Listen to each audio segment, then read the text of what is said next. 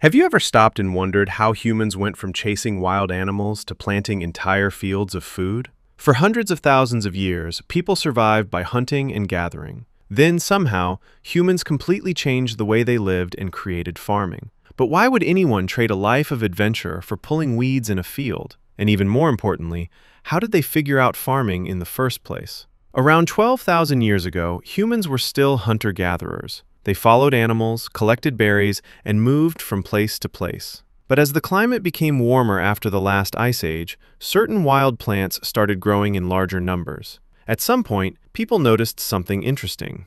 Seeds that fell onto the ground could grow into new plants. It sounds obvious to us, but imagine discovering that for the first time. That tiny observation may have changed human history forever. Instead of collecting every edible plant they found, some groups started intentionally planting seeds near places where they lived. Over time, they learned which plants produced more food, which grew faster, and which tasted better. Generation after generation, humans unknowingly transformed wild plants into crops. And the story did not happen overnight. It took thousands of years of trial, error, observation, and patience. Different groups in different parts of the world experimented with growing plants, often without realizing they were participating in one of the most important revolutions in human history. That is another reason this topic grabs my attention. Farming was not one invention. It was countless small discoveries adding up over time for humanity. But here's the question I find fascinating. If hunting and gathering worked, why keep farming?